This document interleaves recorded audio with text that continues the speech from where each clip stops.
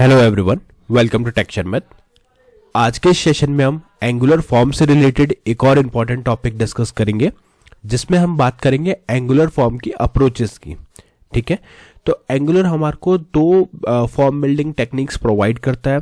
उन दोनों को जस्ट एक बेसिक लेवल पे हम समझेंगे इस सेशन के अंदर कि दोनों मेथड्स क्या है, क्या डिफरेंस रहता है दोनों के अंदर। ऑल्दो ये इंडिविजुअली अपने आप में एक बड़े टॉपिक है, बट इस सेशन में जस्ट हम एक थ्योरेटिकल डिस्कशन करेंगे कि एक्चुअल में ये फॉर्म के जो डिफरेंट बिल्डिंग टेक्निक्स हैं वो क्या होती हैं, जिससे हमें प्रैक्टिकल डिस्कशन से पहले थोड़ा सा आइडिया मिल जाए कि कौन सा फॉर्म कब हमें यूज़ करना चाहिए। ठीक है, तो ये जस्ट एक इंट्रोडक्टरी सेशन रहेगा। नेक्स्ट सेशन में फिर इंडिविजुअली हम इनको एक एक करके समझेंगे। ठीक है, बट सेशन शुरू करने से पहले जस्ट एक रिकमेंडेशन है कि अगर अभी तक आप लोगों ने पहले वाले सेशंस नहीं देखे हैं तो आप पहले उनको देख सकते हो, क्योंकि ये जो पूरी प्लेलिस्ट है एक प्रॉपर सीक्वेंस और सिंक में, तो अगर आप उसको सिक्वेंशियली फॉलो करोगे तो और भी ज़्यादा ईजी रहेगा आप लोगों के लिए ऑन गोइंग टॉपिक को समझना। क्योंकि उससे अभी हम बात कर रहे हैं इसके टेक्निक्स की, राइट, अप्रोच की, बट उससे पहले पता होना चाहिए कि एंगुलर फॉर्म्स क्या होते हैं जो हमने डिस्कस किया था। ठीक है, उसी तरह से जो भी बेसिक एंगुलर से रिलेटेड चीज़ें हैं वो आपको मालूम होनी चाहिए। और इस सिक्वेंशियल कंटेंट के लिए आप लोग क्या कर सकते हो, टेक्सचर में डिजिटल कोर्स बुक को भी रेफर कर सकते हो, जो आपको फ्रीली मिल जाएगी डिस्क्रिप्शन बॉक्स में। वहाँ से आप उसको रेफर करके फाइंड आउट कर सकते हो। 3000 प्लस फ्री रिसोर्सेज अवेलेबल हैं और हिंदी और इंग्लिश दोनों लैंग्वेजेस के अंदर वो अवेलेबल है, तो जैसी भी आपकी रिक्वायरमेंट हो उस अकॉर्डिंग आप उसको कंज्यूम कर सकते हो। ठीक है, ऑल राइट, तो अभी हम स्टार्ट करते हैं अपने आज का सेशन को। यहाँ पे आप देख रहे हो सबसे पहले हमारे पास एक मेन हेडिंग डाली हुई है जिसमें हमने लिखा है Angular course by Texture Math. ठीक है, जो ये बता रहा है कि आज हम एंगुलर के कोर्स को पढ़ रहे हैं। फिर हमारा आज का जो मेन टॉपिक है वो क्या है, एंगुलर्स अप्रोच टू फॉर्म्स। एंगुलर की अप्रोच क्या रहती है फॉर्म्स के लिए। ठीक है, तो इसमें मेनली हम बात करेंगे दो अप्रोचेस के बारे में। तो पॉइंट नंबर 7 पे आप देखोगे। और एक चीज और, ये जो डिस्कशन हम कर रहे हैं वो सारा आपके इंटरव्यूज में आपके लिए हेल्पफुल रहेगा, क्योंकि ये सारे क्वेश्चंस इंटरव्यूज में भी पूछे जाते हैं। इसीलिए किसी भी सीरीज के स्टार्ट में हम उससे रिलेटेड जो भी इंटरव्यू क्वेश्चंस हैं या जो भी थियोरेटिकल थिंग वहां पे पूछ सकते हैं वो हम डिस्कस करते हैं, और फिर 1 बाय 1 करके प्रैक्टिकल एग्जाम्पल के साथ उन सबको प्रूव भी करते हैं, उनके एग्जाम्पल्स भी देखते हैं। इसीलिए इस पूरी सीरीज को हमने सिंपल टू एडवांस लेवल पे क्रिएट किया हुआ है। ठीक है, तो आज के इस सेशन के 7th पॉइंट पे आप देखोगे यहाँ पे लिखा हुआ है angular provide 2 distinct form building techniques. ठीक है, तो कितने फॉर्म बिल्डिंग टेक्निक्स हैं ये भी क्वेश्चन आ सकता है, तो आप सिंपली आंसर कर सकते हो कि एंगुलर हमें 2 distinct form building techniques provide करता है। पहला होता है टेम्पलेट ड्रिवन फॉर्म्स और दूसरा होता है रिएक्टिव फॉर्म्स। कौन कौन से, टेम्पलेट ड्रिवन फॉर्म और रिएक्टिव फॉर्म। दोनों इंपॉर्टेंट हैं, दोनों का आपको अंडरस्टैंडिंग होना चाहिए, क्योंकि ये दोनों यूज करने के बाद में ही आप लोग अपना जो भी यूजर इनपुट है उसको कैप्चर कर पाओगे। ठीक है, क्योंकि हमें पता है कि फॉर्म किस लिए यूजफुल होता है, कि यूजर का इनपुट कैप्चर करना फिर उसको प्रोसेस करना।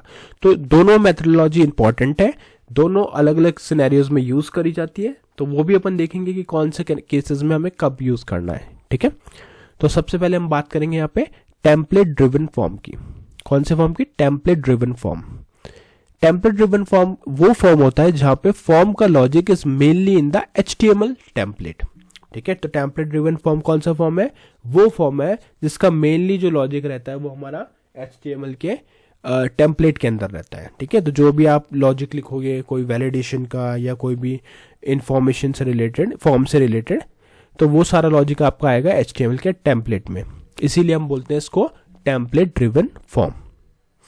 सेकेंड पॉइंट इसका कहता है कि it uses NG model for two way data binding. ये क्या करता है, NG मॉडल को यूज करता है 2-वे डेटा बाइंडिंग के लिए। ठीक है, तो ये भी इंपॉर्टेंट टर्म है, जब इंटरव्यूज में पूछा जाता है कि ये कौन सा मॉडल यूज कर रहा है, तो आप सिंपली बोल सकते हो it uses NG model for two way data binding.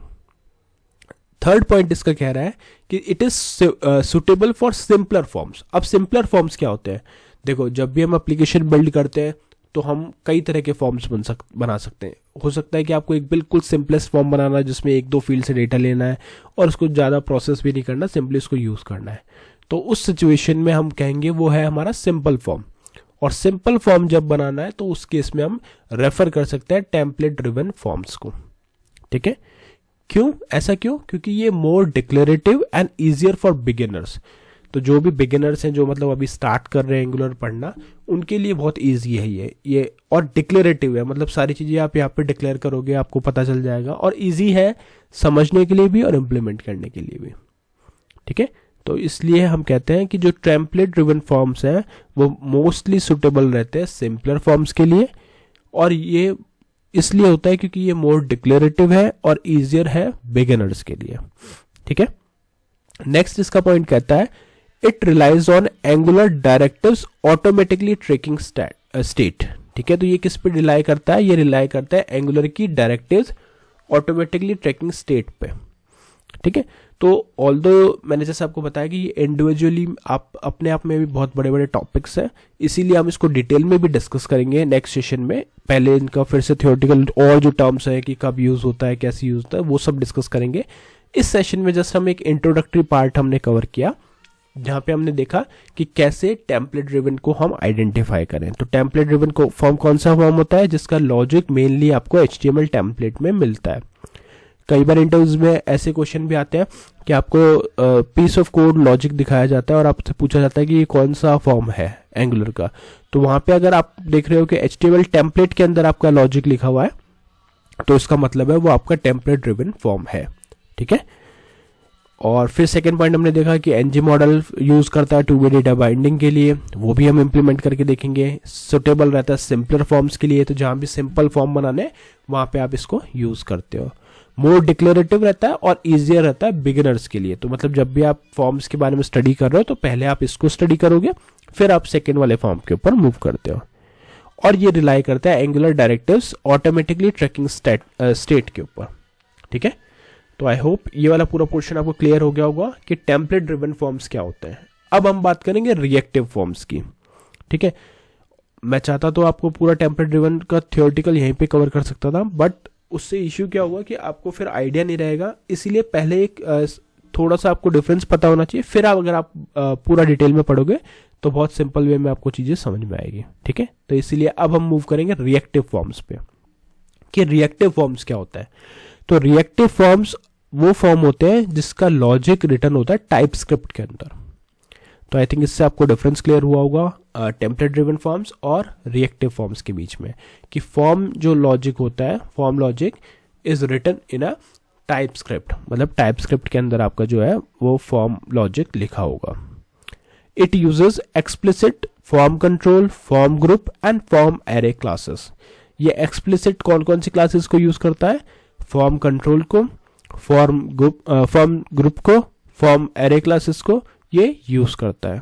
ठीक है, बट वहीं अगर हम बात करें टेम्पलेट ड्रिवन फॉर्म की, तो वहां पे ये सब यूज नहीं होता था, वहां पे सिर्फ यूज होता था NG मॉडल जो हमने देखा टू वे डेटा बाइंडिंग के लिए। ठीक है, बट यहाँ पे ये एक्सप्लिसिटली यूज करता है फॉर्म कंट्रोल को, फॉर्म ग्रुप को और फॉर्म एरे क्लासेस को। ठीक है, बट इसका एडवांटेज क्या है? ये मोर स्केलेबल है और प्रेडिक्टेबल है। मतलब स्केलेबल, आप इसको स्केल कर सकते हो आराम से, जैसी भी आपकी रिक्वायरमेंट चेंज होगी तो आप उसको उस अकॉर्डिंग स्केलेबल बना सकते हो। और ये ज़्यादा प्रेडिक्टेबल भी है, मतलब आप इसका आउटपुट वगैरह प्रेडिक्ट कर सकते हो। ठीक है, बेटर टेस्टेबिलिटी एंड परफॉर्मेंस, अगर आप इसको स्केल कर रहे हो तो ऑब्वियसली आपकी परफॉर्मेंस इंप्रूव होगी यहाँ पे। ठीक है, प्लस इसकी टेस्टेबिलिटी भी अच्छी है, मतलब आप इसको टेस्टिंग पर्पज से भी अगर आप देखो तो ये ज़्यादा बेटर है टेस्टेबिलिटी और परफॉर्मेंस के टर्म में। ठीक है, best for complex and dynamic forms. जो अभी हमने टेम्पलेट ड्रिवन फॉर्म के बारे में देखा, वहां पे क्या लिखा था कि ये सिंपल फॉर्म्स के लिए प्रेफर्ड रहते हैं, रिकमेंडेड रहते हैं। बट अगर हम बात करें कॉम्प्लेक्स फॉर्म की, डायनामिक फॉर्म्स की, जहाँ पे बहुत सारा डेटा इन्वॉल्व होने वाला है, फॉर्म पूरी तरह से कॉम्प्लेक्स लॉजिक के ऊपर डिपेंड कर रहा है, तो वहां पे उस सिचुएशन में हम यूज करते हैं रिएक्टिव फॉर्म्स को। ठीक है, तो ये सारे पॉइंटर्स से आई थिंक ये क्लियर हो गया होगा कि रिएक्टिव फॉर्म्स क्या होते हैं और टेम्पलेट ड्रिवन फॉर्म्स क्या होते हैं। अब दोनों का अगर क्लियरली डिफरेंस अभी एट दिस मोमेंट अगर हम देखें तो सिंपल सा डिफरेंस ये दिखता है कि एक का जो लॉजिक रहेगा वो हमारा HTML टेम्पलेट पे रहता है जिसे हम बोलते हैं टेम्पलेट ड्रिवन फॉर्म, और एक में लॉजिक टाइप स्क्रिप्ट में रहता है जिसे हम बोलते हैं रिएक्टिव फॉर्म्स। यहाँ पे explicitly form control, form group और फॉर्म एरे क्लासेस यूज होती है, यहाँ पे ऐसा कुछ नहीं है। ये सुटेबल रहता है सिंपलर फॉर्म के लिए और ये रहता है बेस्ट फॉर कॉम्प्लेक्स और डायनेमिक्स फॉर्म्स के लिए। तो इससे क्या हो गया, अब आपको एक ओवरऑल आइडिया मिल गया दोनों मेथड्स पे, दोनों फॉर्म बिल्डिंग टेक्निक्स पे। अब नेक्स्ट सेशन से हम एक एक टेक्निक को पिक करेंगे, उसके बारे में और पढ़ेंगे और साथ में एग्जांपल्स भी कवर करके उसके प्रैक्टिकल सिनेरियोज कवर करेंगे। ठीक है, मीनवाइल आप लोग प्रैक्टिस कर सकते हो, कोई भी क्वेश्चन रहता है तो आप लोग डायरेक्टली मुझसे रीच आउट कर सकते हो। तो आज के लिए इतना ही था, नेक्स्ट सेशन में बाकी टॉपिक डिस्कस करेंगे। So thank you for watching Tech share.